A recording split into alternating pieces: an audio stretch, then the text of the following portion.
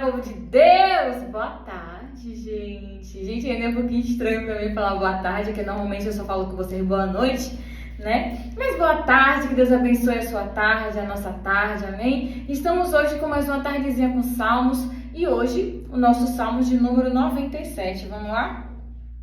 De início, né, como a gente sempre traz para vocês aqui, o escritor dos salmos, nesse caso aqui é um salmo de uma pessoa anônima, né, alguém da época que escreveu, porque eu sempre gosto de lembrar vocês que o livro de Salmos não foi somente escrito pelo rei Davi, tá? Teve outras pessoas que também fazem parte da composição do livro de Salmos. E esse aqui, o 97 em questão, é um autor anônimo, tá? Algumas referências que eu peguei da Bíblia cronológica vai dizer que ele foi escrito possivelmente após Davi, em 1 Crônicas, capítulo 15, trazer a Arca do Senhor de volta, né? Davi fez duas tentativas de trazer a Arca do Senhor, quando essa havia sido roubada. Uma delas foi quando ele tenta buscar a arca, só que aí acaba dando tudo errado, uma pessoa acaba até padecendo no meio do caminho. E quando ele tenta de uma segunda vez, agora fazendo tudo certinho, a arca fica na casa de Obed-Edom por 3 meses, prospera todo mundo, aquela alegria, Davi fica sabendo e vai buscar a arca de volta para a cidade dele, né? Maior festa, maior alegria, porque nessa época a arca da aliança representava a presença de Deus, a glória do Senhor. Então a glória estava voltando para casa, a presença de Deus estava voltando para casa. Então Davi, né, começa a celebrar, irmãos. Irmãos, e quando a gente sente a presença de Deus voltando, né, para nossa vida, voltando para casa, quando por algum motivo, né, a gente se perdeu no caminho, se perdeu de Deus de alguma hora, que a gente percebe que a presença dele está voltando, que a graça dele está voltando, a gente tem que celebrar mesmo. Amém? Vamos lá? Salmo 97, versículo 1. O Senhor reina, regozije-se a terra, alegrem-se as muitas ilhas. Nuvens e escuridão estão ao redor dele. Juízo e justiça são a base do seu trono. Irmãos, Deus reina. Independente do que a gente tem visto hoje em dia, da nossa realidade hoje em dia, né? Que muitas vezes difere muito da Bíblia, mas a gente não pode esquecer que Deus reina. A gente não pode esquecer que o dono do universo ainda está no controle de tudo. Por mais que a Bíblia nos diga, né, nos garanta que o mundo jaz no maligno, que o mundo permanece no maligno, isso não significa que Deus perdeu o poder, que Deus perdeu o seu senhorio. Não, de maneira nenhuma. Ele continua reinando. E você vê que coisa linda. Vai dizer que justiça e juízo são as bases do seu trono. Irmãos, não existe Deus mais justo que esse. Por mais que a vontade dele às vezes não condiga com a nossa, né, vá de encontro à nossa vontade, mas Deus, ele é justo em tudo que faz, em tudo que decide, em tudo que ordena. A gente só precisa aprender a confiar e também, irmãos, a agir como Deus agiria nas situações. Quando a gente aprender a andar de acordo com a vontade do Senhor, quando a gente aprender a andar de acordo com a palavra de Deus, a gente vai ser pessoas justas assim como Ele. A nossa vida terá juízo e justiça como base, assim como o trono de Deus tem juízo e justiça como base. Basta apenas seguirmos os passos do nosso Criador. Vamos lá? Um fogo vai adiante dele e abrasa os seus inimigos em redor. Os seus relâmpagos iluminam o mundo. A terra viu e tremeu. Os montes derretem como cera na presença do Senhor de toda a terra. Irmãos, quando eu li nesses versículos aqui, eu lembro quando Moisés, né, que ele sai do Egito com o povo de Israel, que agora Deus começa a se revelar para o seu povo através de coluna de fogo, coluna de nuvem. Quando Deus ia conversar com Moisés, Deus sempre se apresentava a ele, né, de uma nuvem. Essa nuvem às vezes saía raios, saía trovões.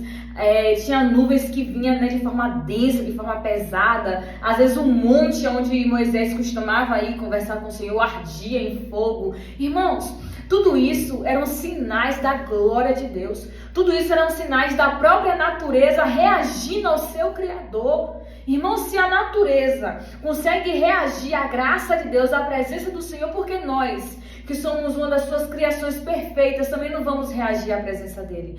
Nós temos que aprendermos a contemplar, a sentir, a entender como a presença do Senhor age e reage. Só que para a gente, irmãos, ter esse tipo de experiência, ainda é necessário haver santidade. Para a gente ver Deus de forma plena, né? Eu digo ver Deus assim no sentido de ver o seu manifestar, de sentir o teu agir, de contemplar o sobrenatural de Deus, como Moisés contemplava, né? Ele via e falava com Deus face a face.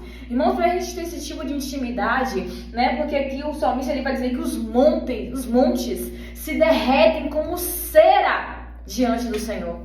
Fogo vai adiante dele, raios, trovões. Irmãos, eu sei que para algumas pessoas tem pessoas que têm medo, né, de raio, de trovão, mas o meu coração chega a palpita só de imaginar, contemplar Deus tão perto de mim, ao ponto da natureza ao meu redor reagir à presença dele. Ai, irmãos, que coisa gostosa de imaginar. Mas como eu falei outra hora, ainda é necessário ter santidade.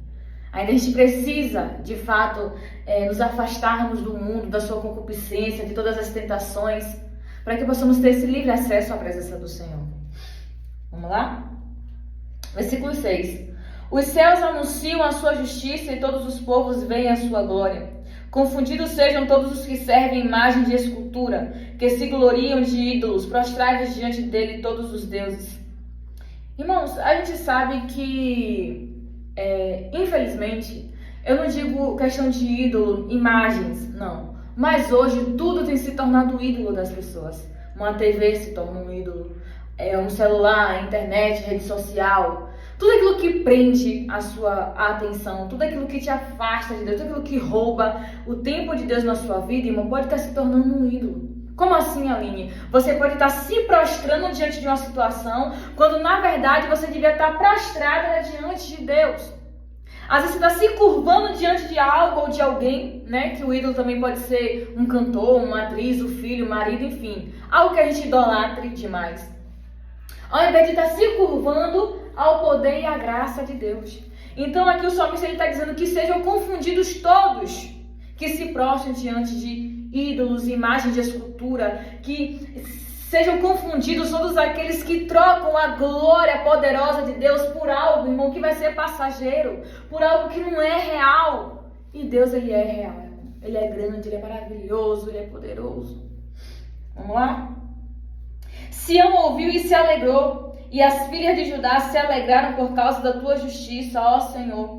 Pois tu, Senhor, és mais alto sobre toda a terra, tu és mais exaltado que todos os deuses. Vós que amais ao Senhor, odiai o mal. Ele guarda as almas dos seus santos. Ele os livra das mãos dos ímpios. Irmãos, Deus é poderoso. Deus é imensurável. Você nunca vai ouvir falar um Deus igual a esse. Nem antes, nem agora, nem depois. Você não vai ouvir falar. E você vê que o salmista aqui ele vai dar um alerta. Ó vocês que amam o Senhor. Vocês que servem ao Senhor. Odiai o mal. Aborrecei o que é mal. Irmãos, é muito fácil a gente repudiar pecados que são óbvios, né? Pecados que são notórios, pecados que a Bíblia já alerta há muito tempo. Adultério, fornicação, mentira, engano, roubo, assassinato. Tudo isso aí a gente precisa mesmo odiar. Só que a gente também precisa aprender a repudiar pecados, erros que hoje são permitidos à sociedade. Coisas que a sociedade já está colocando como se fosse algo natural, como se já fosse algo permissível, como se já fosse algo bom. Paulo vai dizer, tudo é lícito, mas nem tudo convém.